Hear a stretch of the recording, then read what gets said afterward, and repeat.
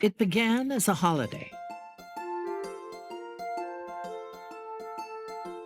Arthur Howitzer Jr., college freshman, eager to escape a bright future on the Great Plains, convinced his father, proprietor of the Liberty, Kansas Evening Sun, to fund his transatlantic passage as an educational opportunity to learn the family business through the production of a series of travelogue columns to be published for local readers in the Sunday Picnic magazine.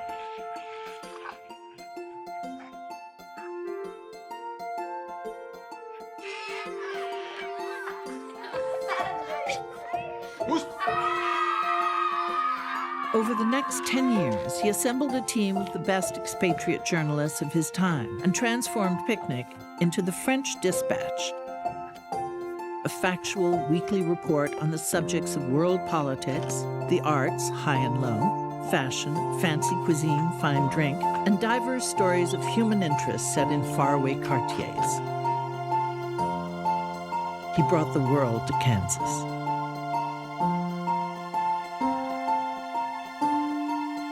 His writers line the spines of every good American library. Berenson, Sazerac, Crimmins,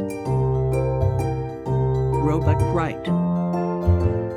One reporter known as the best living writer in quality of sentences per minute. One who never completed a single article but haunted the halls cheerily for 3 decades. One privately blind writer who wrote keenly through the eyes of others.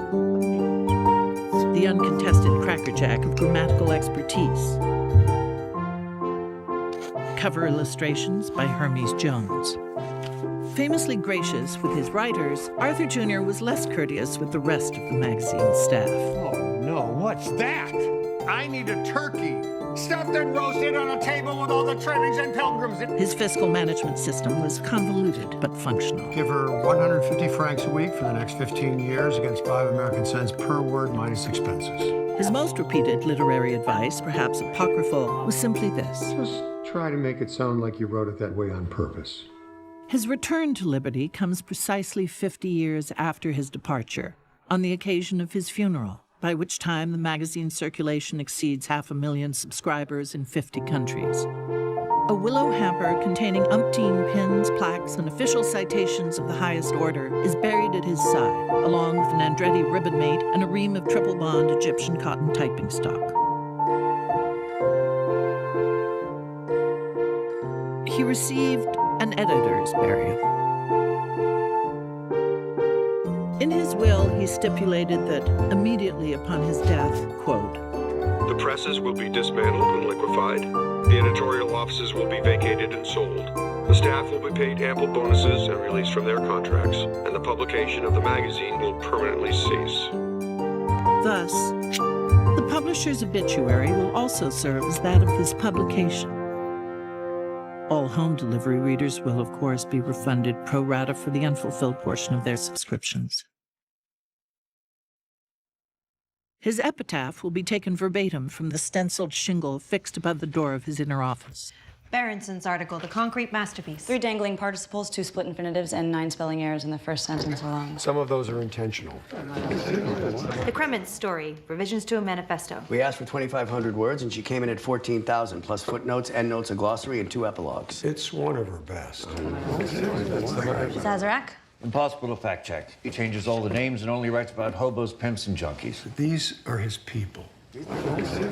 How about Roebuck Wright? His door's locked, but I could hear the keys clacking. Don't rush him. The question is, who gets killed? There's one piece too many, even if we print another double issue, which we can't afford under any circumstances. A message from the foreman. 1 hour to press. You're fired.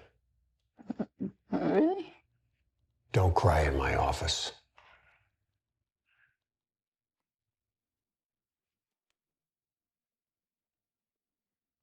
Shrink the masthead, cut some ads, and tell the foreman to buy more paper. I'm not killing anybody.